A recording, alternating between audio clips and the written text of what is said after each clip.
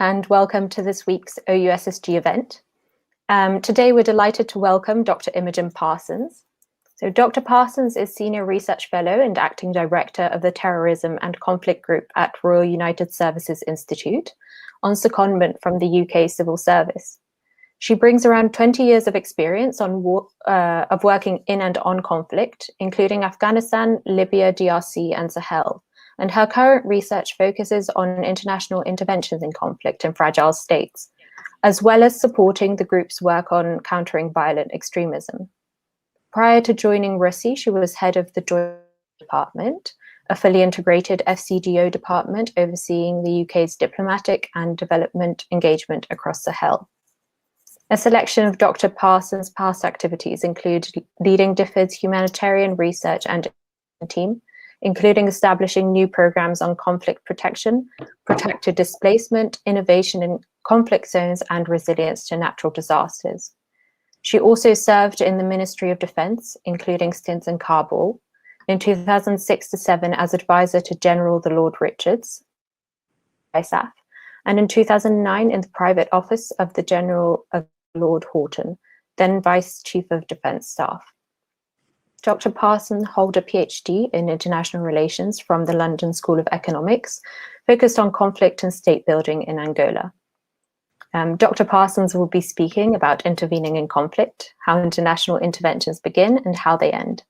Thank you so much for your time and for speaking to us today. Welcome, Dr. Parsons. Great, thank you. Yes, as I was saying, I'm going to speak largely from practice, because although I did write my PhD on intervention in conflict, that was quite a long time ago. So when we come to questions, please do be gentle with me on the academic literature. I'm not fully up to date probably, but I have been doing this for about 20 years now, so I hope I've got something useful to say. So, I mean, why this subject? When Anna approached me, I thought, what should I talk about? And this really is at the core of my interests and my career for the last 20 years. It's what, as I say, I wrote my PhD on. It's what I've chosen to work on in most of my jobs in government, right now in a think tank. Understanding why outsiders choose to intervene, what impact it has been central to my work. And I'm, like as I say, I'm just now starting to take a step back from the practice and think about what it all means. So when we get to questions, please do all pitch in and help me to develop my thinking on this a bit further, because I'm hoping to develop this into a bigger research project as well. Back when I studied international relations, quite a long time ago, we were taught that war is the continuation of politics by other means, and politics the continuation of war by other means. Each a formative, dynamic process with goals and decisions made by each of the parties, but without a singular process or planning by one side that had an assumption of control over the other. It was very much a formative process with multiple parties shaping the outcomes.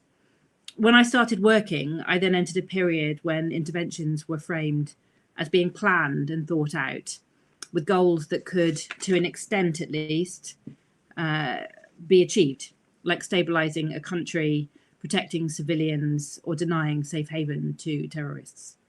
National and international frameworks were designed, the comprehensive approach, integrated planning, the responsibility to protect, doctrine was written to support the military part of interventions, foreign and development ministries were brought along, sometimes slightly kicking and screaming to back up the military and to try to bring about broader stability. But as time has gone by, the limitations of planning have become apparent. The tension between war as a dimension of politics and war as a planned, controllable intervention has become harder to sustain. The plans have not delivered, I would say, what we thought that they would or could. And so, while as an international community, we found new and different ways to start interventions, we've engaged armies of lawyers to justify the decisions made, we've spent billions of pounds to sustain them. What I want to suggest is that we have not invested that same level of effort and care in working out how to end them. To try to put a bit of meat onto this, I'm going to talk a bit about 3 different types of intervention: peacekeeping under UN auspices, preemptive defence and state building, and humanitarian intervention and the responsibility to protect. I'm not going to talk about covert intervention or intervention through proxies or non-traditional interveners, so to speak, because I think that's a whole different talk. So I'm going to focus a bit more on the more classic Western models of peace operations and intervention. If we just move on to the first slide that I'd put up, I hope you can see that. Right, there we go. My computer was not performing. So if we move to the next one, there, right.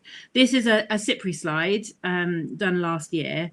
Its focus is on multilateral peace operations. Like I say, it doesn't include all of the unilateral different forms of intervention. But I thought it was just useful just to have a sense as I go into this of how many are different types of interventions. This framing is different to the one that I'm using. But you can see the United Nations, UN interventions are roughly a third, maybe just under a third of them.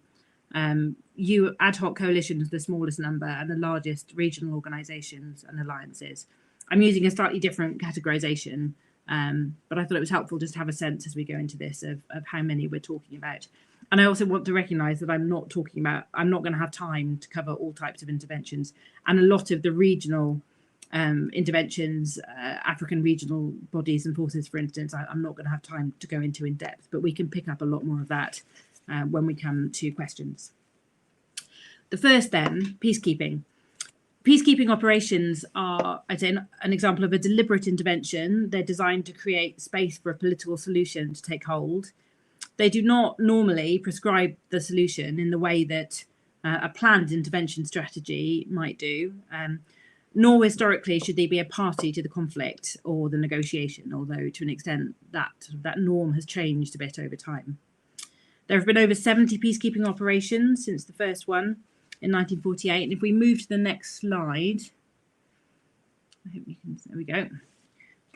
The average one, as I was reading up and reminding myself, apparently lasts a little under 3 years, but the ones we think of most readily are the ones that endure far longer, sometimes for decades, the ones that don't appear to have a clear exit strategy. And you can see on this slide quite how long some of these missions do go on for. I also think the slide is a tiny bit misleading because it has MONUSCO in for quite a short period, the mission in the DRC, although there was a previous mission before that. And if you add the two together, then it's quite a lot longer than this might suggest. So be a little careful with this. But it gives you a sense of quite how long some of them are. And it's also a little out of date. I think this is from 2017, I think. So add about 4 years to quite a few of those. Apart from the handful that may have closed, the rest, you move that bar a little bit to the right and most of them are still there. With that in mind, I thought I would start off by just running over very quickly a relative success story, a UN mission that did end and did achieve what it set out to, Liberia. In 2018, the 15-year-old mission in Liberia came to a close. When it was set up in 2003, its goals were to support the ceasefire agreement and the peace process and to assist with security sector reform. There were attempts made to close it down earlier when it was only a few years old, but as is often the case, they were repeatedly delayed due to security concerns. And then, of course, there was the Ebola outbreak in West Africa that changed everything for quite some years. Transfer of security responsibilities, therefore, didn't take place until 2016, which created the pathway for the mission to withdraw in 2018. So a success story, but not a quick one. And the UN mission was not the first military intervention in Liberia. It followed an ECOMOG intervention in 1990, with a long lead-in period in which there was discussion about whether and when there would be a need for a UN mission before one was finally agreed and then deployed. The final markers of UNMIL success included elections and a peaceful transfer of power, the classic markers of stability the international community looks for. And I'd be fascinated to hear your thoughts and questions about whether you think those are the right markers or what others we might look for. But it has been widely credited with improving security, particularly at the national level, and preventing a resumption of conflict. The transition is not perfect. It's not completely smooth. There are arguments that its withdrawal has exposed some structural problems in the economy. The country's GDP forecast dropped substantially after the mission ended, from almost 5% to less than 0.5%. And there were protests against the new government. But overall, it's been a success. It was a success. Next to the opposite, a total failure of peacekeeping. Angola, where I did my PhD, successive UN peacekeeping missions ran from 1989 through to 1999, give or take, after more than a decade of Cold War interventions that played a major role in supporting and sustaining the conflict. The difference between Angola and almost every other case was that the UN's involvement did not, when it did end, it didn't end successfully. There wasn't a sort of conscious withdrawal because of a peace deal. The peace process collapsed very dramatically, and the UN were forced to withdraw because there was no peace to keep. It's something that we hear said about other cases as well, but in Angola it was really the case. The thing that did end the war was the death in 2002, 3 years after the UN peacekeeping mission withdrew, of Jonas Savimbi, the UNITA rebel group leader, who was killed by Angolan government forces. Despite huge and really heroic efforts by civil society organisations to bring peace through negotiations and through bottom-up processes, in the end, there was a military solution in that case. And while Angola retained some internal stresses, some fractures, the peace, at least as an absence of war, has held now for almost 20 years. And in its own way, is its own sort of success story. And then another type of UN mission, the one with no apparent end, MONUSCO, established in 1999, although under a different name in DRC, seems unlikely to withdraw anytime soon. The fighting continues in different parts of the country. It's not become so bad that the mission would have to shut down and withdraw from the country, but nor has it created the conditions for a political solution. In fact, you could argue the mission has become so deeply embedded in the conflict dynamics and the economy of the country, particularly in the East, that while it may not be really bringing about positive change, its withdrawal is in few people's interest and could be very damaging. The latest UN strategy on withdrawal sets out a transition period of at least 3 years before it can be shut down, involving implementation of government reforms to tackle the structural drivers of conflict. Now, I would argue if it was possible to tackle the structural drivers of conflict in 3 years, then MONUSCO could have left long ago, and we'd be closing down every mission in the world, because if it was really that easy, it's not. The political will to do that isn't there nationally or really at most of the local levels, and nor are the resources. It's a huge task. If MONUSCO withdraws in 3 years or 5 or possibly even 10, it won't be because the conflict has been resolved, or because the structural drivers have been dealt with. It'll be because the international community's will and willingness to continue to commit resources there will have diminished. The second type of intervention then is preemptive self-defense and state building. I'm going to package them together just for the purposes of what I want to say. Outside of UN frameworks other than authorization. The two obvious cases I'm thinking of are Iraq and Afghanistan, the latter especially current. Both have been tied in with state building, hence I group them together here. Although the link is not a necessary one. There's no logical reason why you should have to do state building in order to do preemptive self-defense. And both of these, as I sort of hinted at earlier, I think have really highlighted the limits of the planned intervention model.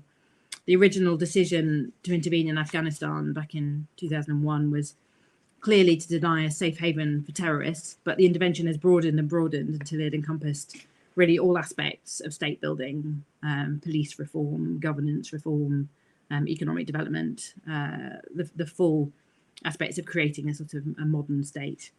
It's had some successes, undoubtedly, I wouldn't want to deny it that. But 20 years on, it seems likely that the withdrawal of troops that's now starting will mean at least a partial return of the Taliban and a reversal of many of the achievements or claimed achievements of the international community over this period, particularly around the rights of women and girls. The peace process is still incomplete, and withdrawal of international forces, of course, tips the balance of power away from the incumbent government, who those forces were supporting. In this case, the end of the intervention is clearly about the politics of the interveners, not the readiness of the country. You could argue that in another 10 years, they may still not have been ready for this. But even so, that clearly is not the thing that's driving the decision. Across in the Sahel, the French have a slightly different but similar conundrum. The French intervention started in 2012 when the integrity of the state in Mali was threatened. And despite the establishment of a UN peacekeeping and integrated mission, as well as a regional G5 force, putting together forces from 5 different countries in the region, there are still over 5,000 French counterterrorism troops in the region. And like the US in Afghanistan, the French in Sahel are keen to find a route out, but have yet to find one. If we can go down to the next slide, the last one, I'm just going to bring up a few numbers, well, a few statistics for you. I'm not sure how well you can all see that. Hopefully you can zoom in on it. It shows you a 5-year trend up. I think it's a bit small there, but I think it's up until 2019 of security incidents. And what you can see is over that period of increasing international involvement, the number of security incidents has not gone down. It's got worse, and insecurity has spread.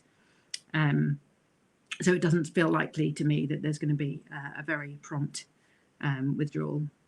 At the same time, the UN mission runs the risk of prolonging fragility. It's propping up the state without creating incentives for meaningful change.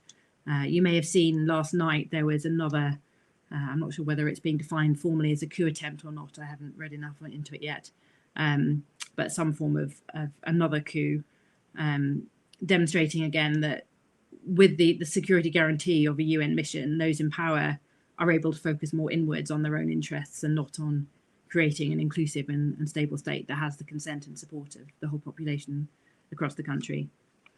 This is not an easy one to unlock. I don't want to suggest it is. The most likely solution seems to be to build the capability of military forces in the region to take on the role that the French were playing, as well as others. Despite the best efforts of the French to internationalize their mission and convince other nations to join them, they are still heavily dominant as the international player. So their best exit strategy seems, like I say, to build up national forces. But this approach raises substantial human rights concerns, and given that there is growing political fragility across the region, including, as well as the multiple coups in Mali, the current transition in Chad, following the death of the president, it does, as I say, make withdrawal feel like it's a way off yet. The third category then is humanitarian intervention and responsibility to protect. Although humanitarian agencies may not recognise it as humanitarian given the use of force, it's often defined as such. And of course, in 2005, codified as the responsibility to protect.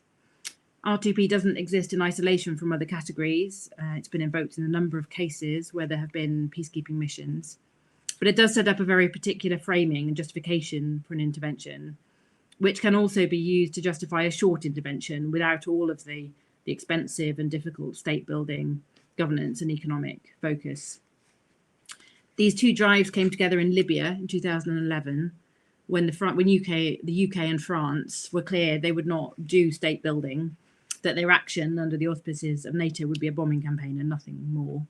The intervention was justified on humanitarian grounds to protect civilians from the immediate threat of attack, which was there, undoubtedly. It was not intended to create a long-term peace, but to leave the Libyans responsible for their own political settlement and future. The intervention was successful in its short-term goals. It did prevent what would undoubtedly have been a massacre. But Libya is far from stable now, and the cost to civilians from the protracted instability has been substantial. And I would suggest it's worth looking 10 years on at whether the approach taken was more successful than intensive state building or a peacekeeping mission might have been. Cheaper, undoubtedly, and perhaps less costly in the lives of international peacekeeping troops, but probably not more impactful on the ground.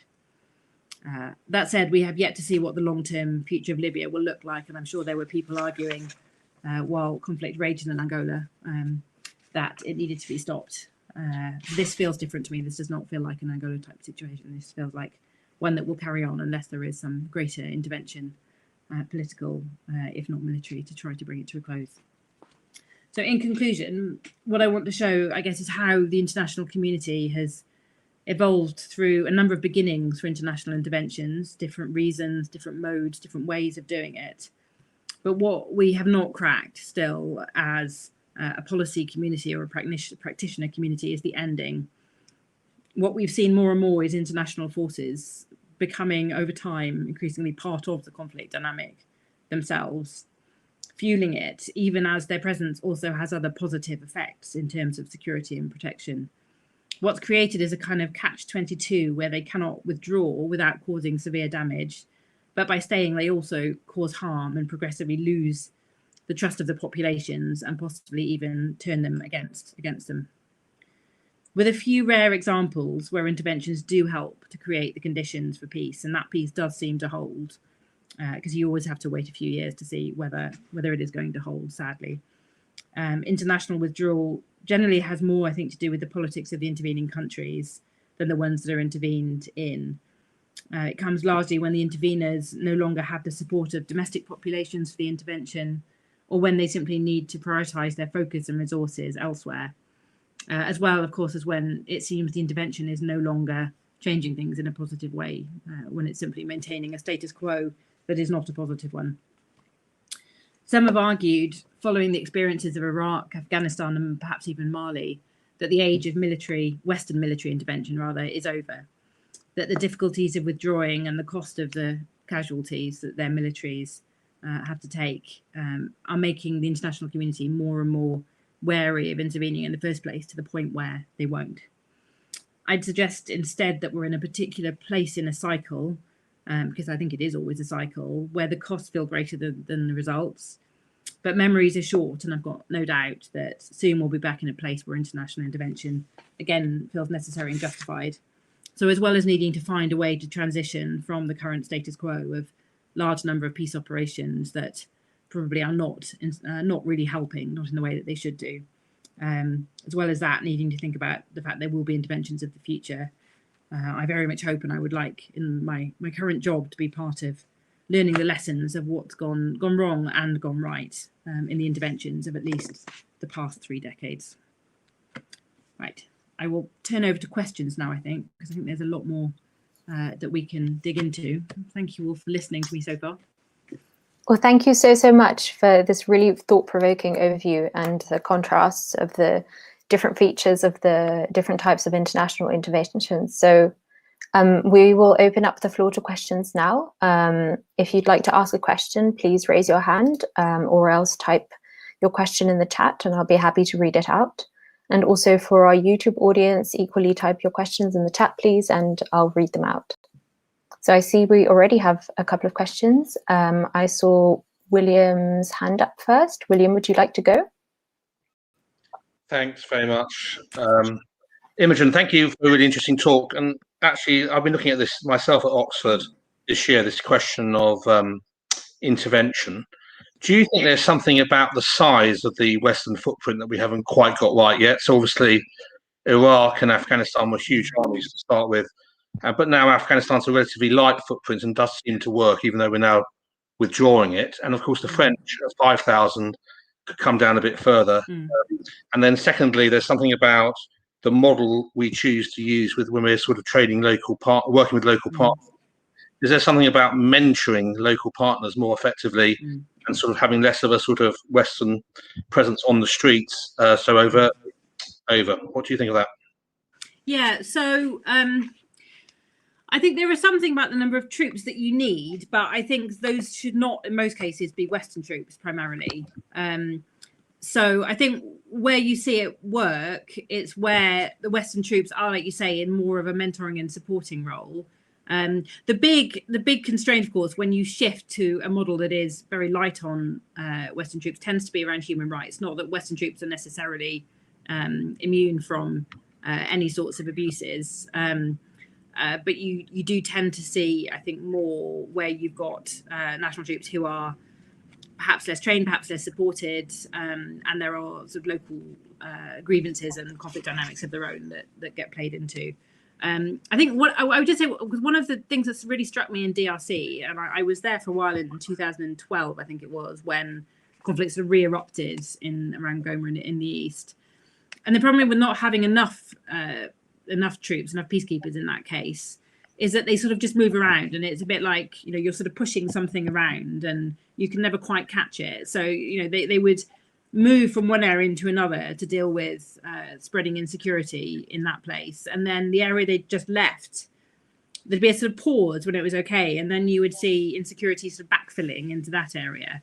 So that's the problem with not having enough. But I think when what you've got is a sort of a feeling of domination by foreign troops, that's, I think, when you get a very strong sort of, it can almost be even be sort of, it can contribute even to radicalization in some cases. It doesn't have to be that. It can just be a quite justified resentment of somebody else's troops being in a sort of dominating and quite very physical, sometimes overly so, role. One of the problems we saw in places like Iraq and Afghanistan was when some troops who were young and scared often, but when they overstepped what they perhaps needed to do in terms of protection, when you have civilians being killed, whether it's by mistake or whether it's well, it can't be deliberate, but whether it's sort of completely accidental or whether they are unfortunately collateral damage in a deliberate operation, that creates more and more resentment, and that spirals.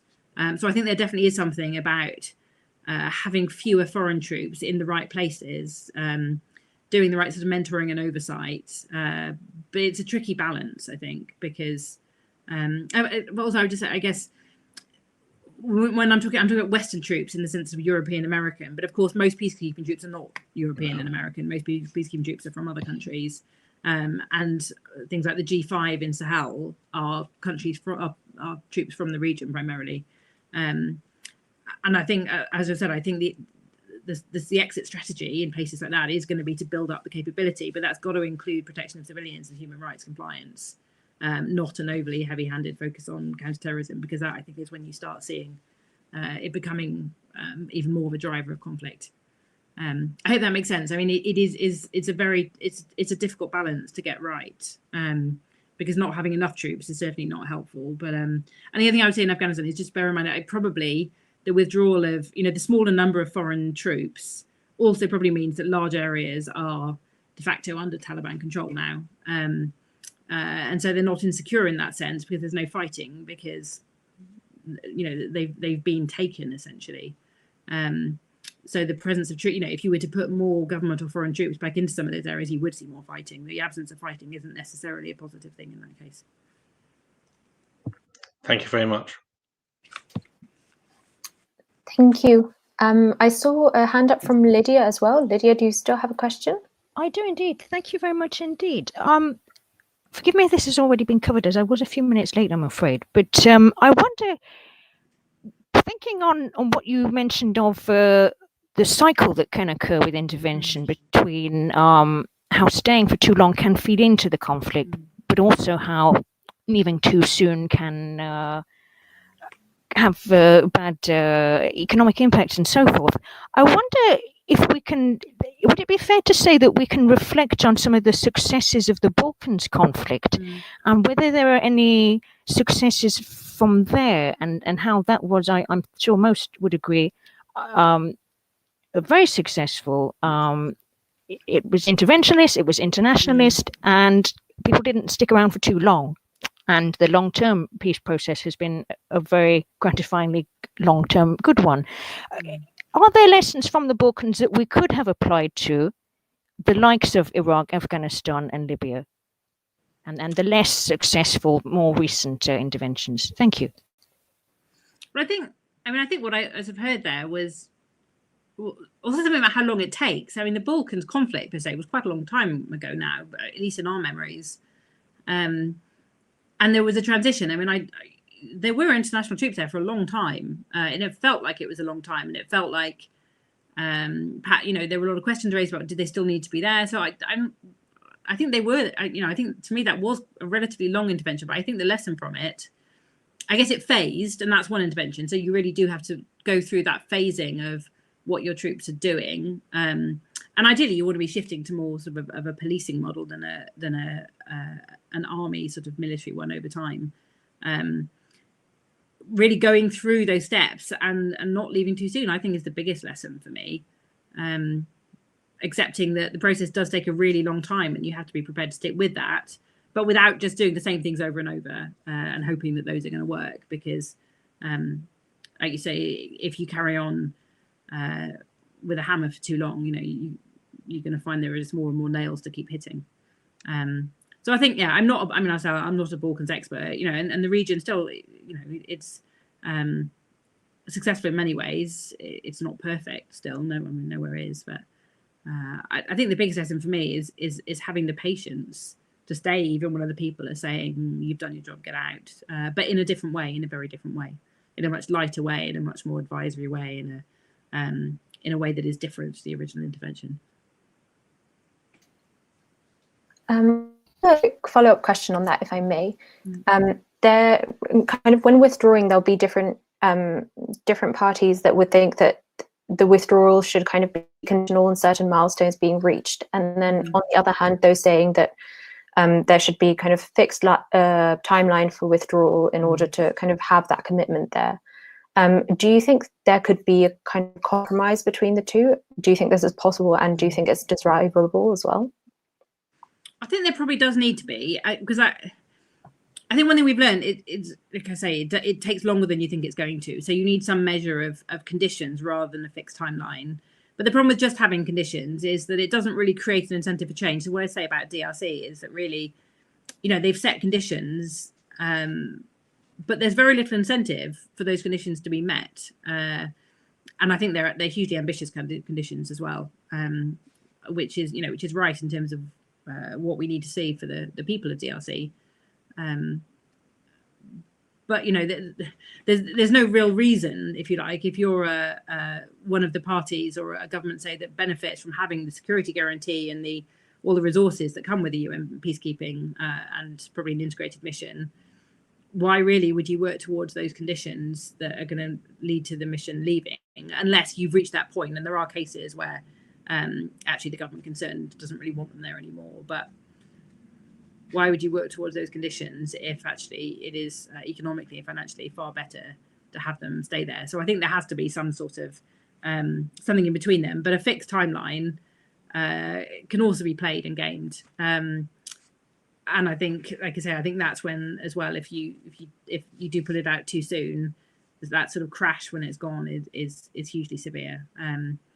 So yeah, I'm not sure exactly what that interim looks like, but there is definitely something about using the incentives of the resources that flow into a place like that to try and make some kind of progress along that transition plan, and signing up to it. I mean, I think one of the sort of problems we've had in the past has been those sort of plans have been written, in New York or in London, or so, not actually in the country, so they haven't been hugely realistic. So there is also something about who is actually signing up to these plans. Are they genuinely signing up to the transition and the milestones and all the things that are being set out, and do they have the resources to bring that about? So yeah, I think that's something in between, I guess. Mm-hmm. Thank you very much. I see we also have a question from Giuseppe. Yeah, hi. Loved the discussion of the topic and the distinction into these three types of intervention was also very interesting.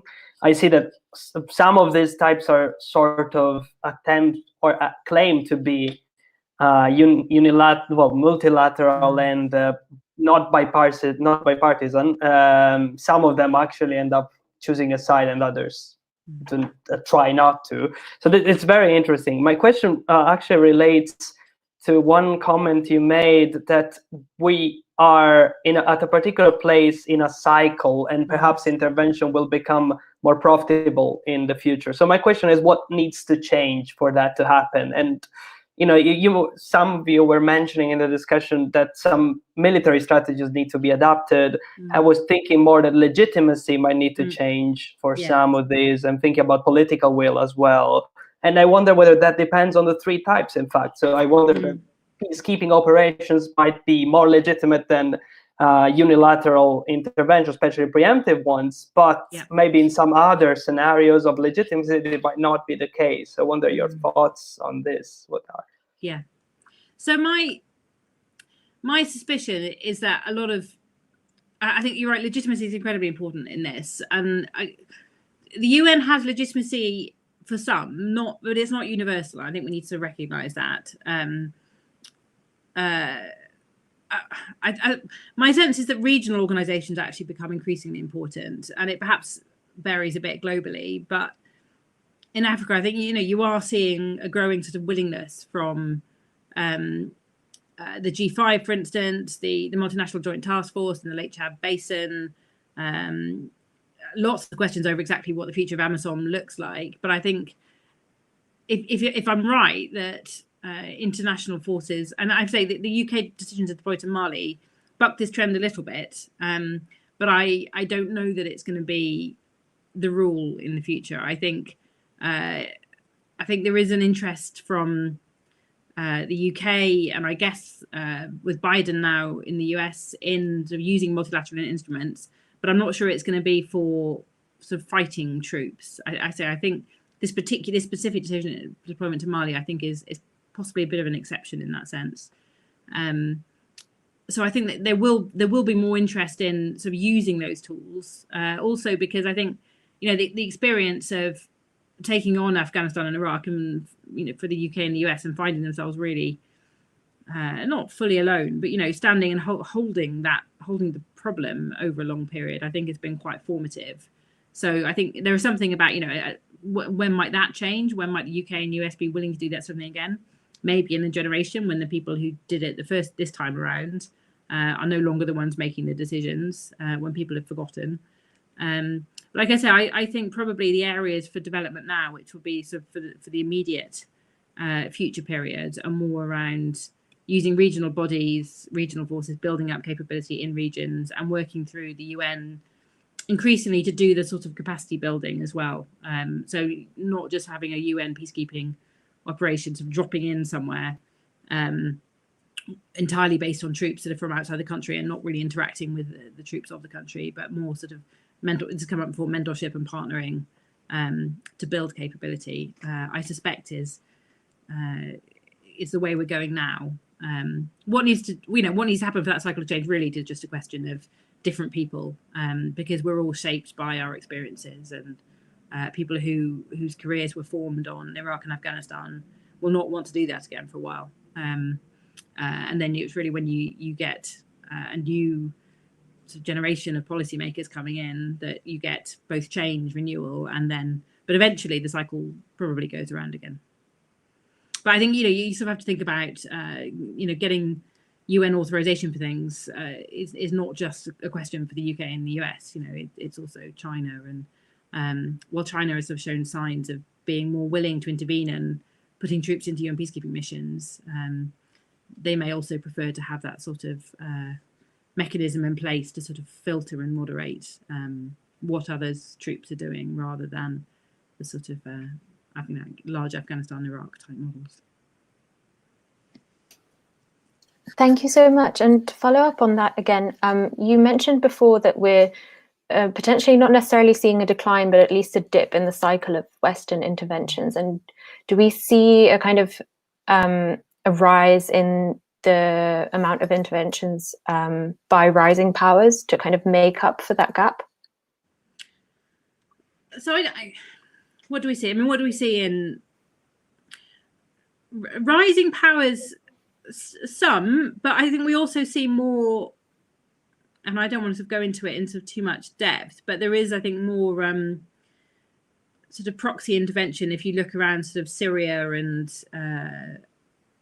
North Africa, Middle East and North Africa, I think what you see there is certainly not, you know, less of the sort of, you know, UK, US in Iraq, and more of the, you know, Russia supporting groups in the region and others. So I think what you're seeing is more of that sort of intervention, a kind of slightly more stepped back, which is interesting because obviously proxy intervention was the default model back in the Cold War. I think that's sort of having a bit more of a day at the moment, and possibly may do more so. You've also obviously got a lot of countries stepping up to provide peacekeeping troops in a very positive way. Some of those are sort of emerging powers, some of those are concerned neighbours, some of those are ones who see an opportunity to build the capability of their own troops and receive some funding and support for it as well, and see a sort of benefit to them. So I think, yeah, there's a mix of things going on, and it is, I think, probably more globalised in a genuine way rather than.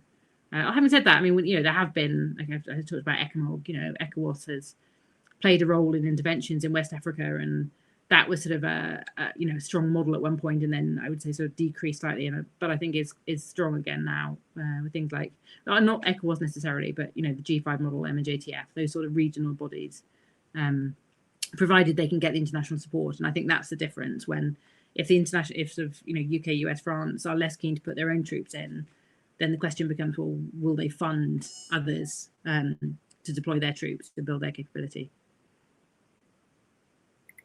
Thank you very much. We also have a question in the chat from Sam, who asks whether you think intervening actors recognize the differences between the types of interventions and plan accordingly, and if there are different plans needed depending on the type of operation. So yes, I think so. Because they overlap slightly. Sort of, humanitarian intervention can be claimed as something like Libya or Sierra Leone, or it can be, or you could say that something like South Sudan or others could be claimed as that. So I think that what I'm trying to get at, I guess, is the way you think about an intervention.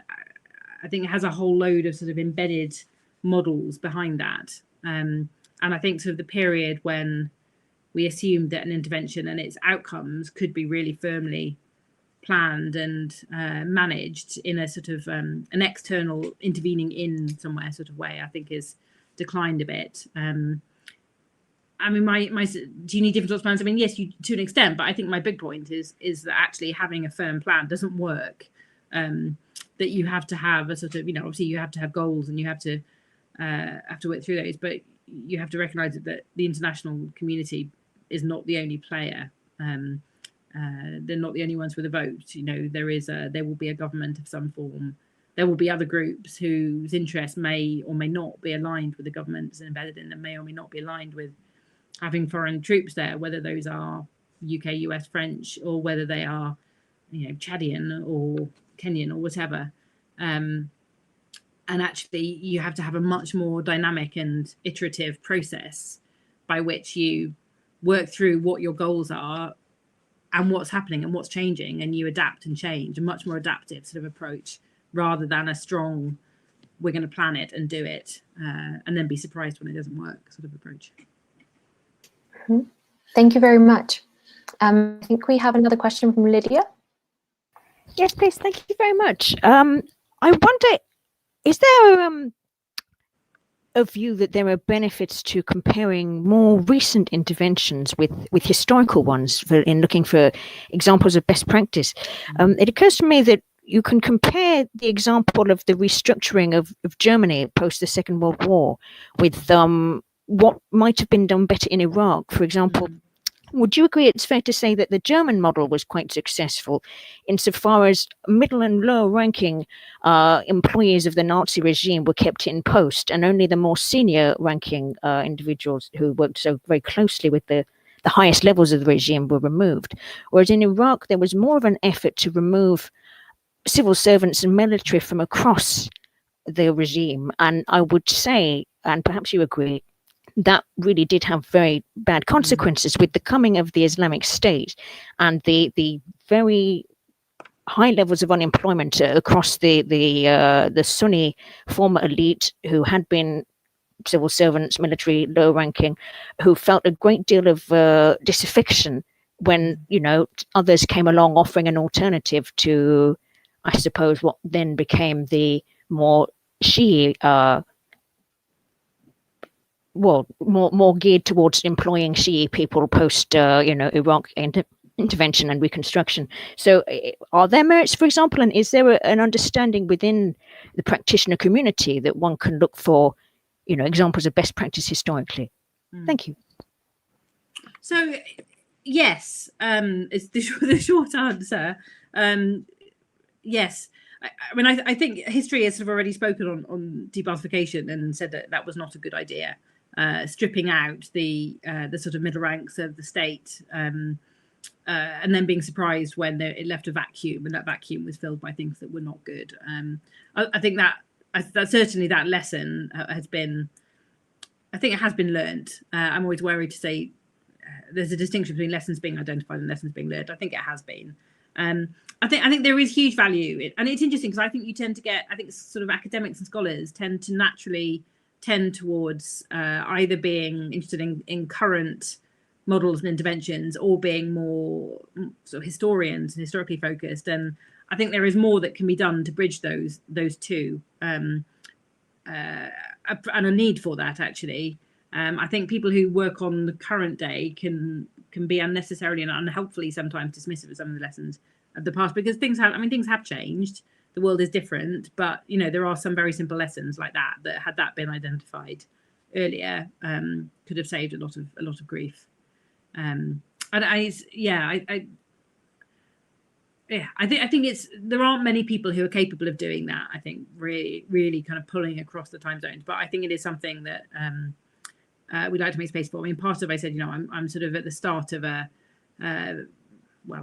6 months in, but relatively early in a period of secondment from government into a think tank in order to sort of work on a number of things. But this is one of the big ones I want to spend some time on, and I think I'd be really interested as part of that in trying to do a bit of that. It's easy. I think we have to be a bit careful not to go too far with it. I mean, Afghanistan is the obvious one where around the early sort of years of the intervention in Afghanistan, there were a lot of people saying, well, you need to read history, and of course history repeating itself, and and to the extent that I think policymakers were a little bit sort of put off by that, because it is different now, and yet you could say aspects of history have probably repeated themselves. So I think there is something for the policy community in sort of having the time and space to reflect on that a bit, but also we need to do better at bridging different parts of the academic community and scholarship to really learn those lessons in a useful way.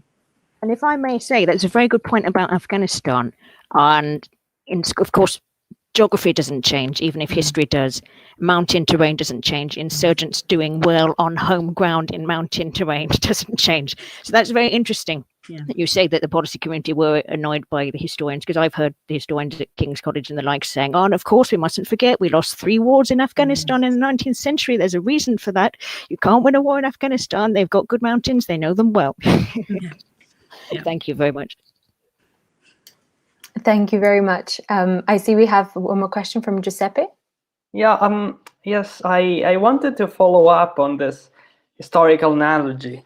While I do agree that obviously that the approach that was taken after World War II proved to be, and in Germany and Japan, proved much better than the one about de-Baathification. I was also thinking that in those two cases, the end of World War II, you were dealing with completely defeated enemy, which with that, and basically there was a whole restructuring to do. In Iraq and in Afghanistan, yes, there was collapse of states to rebuild, and Libya too. But the point there that there were some clear groups that were excluded from the previous government, and they took to some extent, they took the advantage to make some cleansing and to take over power. And obviously de-Baathification is perhaps a result of that, although it obviously was also agreed by the occupying authorities. So it wasn't just the product of local ethnic cleavages. So I wonder if we could talk a little bit about the ethnic element and the fact that you need to ensure transitional justice, but also make sure that there is a balanced political effort at the end of the day. And you see I think of Libya as a place in which this might have come about now, but should have happened much earlier, and it happened in the worst possible ways, because it took they were talking about 3 Libyan civil wars instead of 1, if I'm not wrong, for a number of regions, which took everyone in the wrong direction. So I wonder what we can learn about that, because it's not that easy to say, give local agency and then walk back. Yeah, there's a lot in that. I mean, the reference to transitional justice, I think is hugely important. And it's something, I mean, around the time when I was doing my PhD, there was a lot of discussion of it. It was sort of in vogue, I guess. I've heard a lot less of it recently in the policy community, I have to say. And there is a really difficult balance. I mean, and this is recognised in the literature, I know as well. There is a really difficult balance between understanding who the powerful elites are and how you work with those in a way that creates a political settlement that gives enough people enough share of the pie, if you like, to make it stable, to make it hold, and recognising that some of the people you are dealing with are really not pleasant people and will have done some very unpleasant things. And actually, you are denying a lot of very vulnerable people real justice by doing that. So I think that there has to be something sort of in between those positions, because for those people equally, ongoing outright war is also not good for them. but it doesn't quite feel right just to sort of to say, well, we'll work with those people and put something in place that that may be ethnically balanced. It may address all of those things, but actually it ignores the fact that the people you're dealing with, because you have to deal with relatively powerful people, are the ones who have been abusing people. There's not a very simple answer to that. It's obviously simplest where you can define the group as being bad, a prescribed terrorist group, for instance, who happen to also be people, have enslaved Yazidis, for instance. You have a sort of a helpful confluence there as a policymaker. What's difficult is when actually you have to recognize, and Afghanistan is maybe a good case for this, how do you construct a peace that is stable in Afghanistan while recognizing that to do that, you're probably going to have to engage with people whose track record on women and girls is appalling. And for years, we've been trying to support those women and girls, and they will suffer. So yeah, I don't know. Is that speaking to the point? I mean, I feel like there was a lot in what you said. I mean, and the ethnic cleavages, yes. I mean, it's this is one of the downsides of the sort of planned intervention, that you don't know what you don't know. And I think we've all seen cases where people just didn't understand, and it can be so localized and so sort of people just didn't understand what they were going into. And there have been places where interventions with the best intentions have been quite damaging sometimes, because people just didn't understand the dynamics that they were going into, which is where, in an ideal world, you have sort of civil society organizations being part of any kind of peace building process, because they can help with the sort of the local dynamics and bringing people together at that level, rather than just that sort of macro level, put the powerful people who are already powerful in a room and then divvy up the pie and ask them to keep stability. It's that kind of peace as the absence of war, rather than positive peace, sort of to go back to models that are probably quite old now. Thank you so much. We have one more question in the chat from Sam, who is asking, do you think that the relative gender imbalances in peacekeeping forces have contributed to some of the peacekeeping failures? And how can we encourage more gender representation in peacekeeping efforts? Yeah. So probably, I'm always a bit wary about saying that necessarily, you can have male peacekeepers who can be very committed to protecting civilians, including women. However, there are, and it does depend by location. There are some places where women are much comfier talking to male peacekeepers, others where it's really sort of not acceptable at all. Certainly in those cases, you have to have women. It is not an option. I would say you always need to have women, because I think having that sort of a broader representation is likely to create much more thinking about the broad needs of a population, including the very specific needs that women and girls might have. So yes, I don't want to point fingers, but yes, I'm sure that not having enough female peacekeepers has led to women and girls' needs being not met in a lot of cases, and not protected. How can we encourage? It's surprisingly difficult, but I mean, there is progress being made. There are targets. There are people who champion. It's UN. It's Peacekeeping Day. I think today, isn't it? There is a UN peacekeeping organization event tomorrow that's jointly led with RUSI. And we've tried to sort of include in that some female representation and discussion about why it's so important to have women, but it is difficult. And I think part of the challenge is sometimes a culture in the military where women feel they have to prove that they've earned their place despite being a woman, and it's actually harder for them in some ways to say, actually I want to be there because I am a woman, because then I can understand the needs of women, when they've had to spend their whole career in the military proving that it's irrelevant that they're a woman. So I think there are some things there that need a bit more unpacking, as well as just people, policymakers at all levels, really just repeating over and over how important this is until we really get the change we need. Just continual pushing. Well, thank you so much. On that future-looking note, I think we'll wrap it up. I just wanted to say thank you so much for speaking to us today and for all these very varied considerations. I'm sure I speak for everyone when I say that it's really thought-provoking, and such a complex topic that I think it is important to kind of take into account all these different factors that we've been discussing, and it is very obvious why there's no one simple solution for everything. So thank you so much. And as always, thank you to our members for your excellent questions. So all I have left to say is then, if you enjoyed this and would like to join us next week, Captain John Moulton will be speaking to us about generating warfighting advantages in transformational times.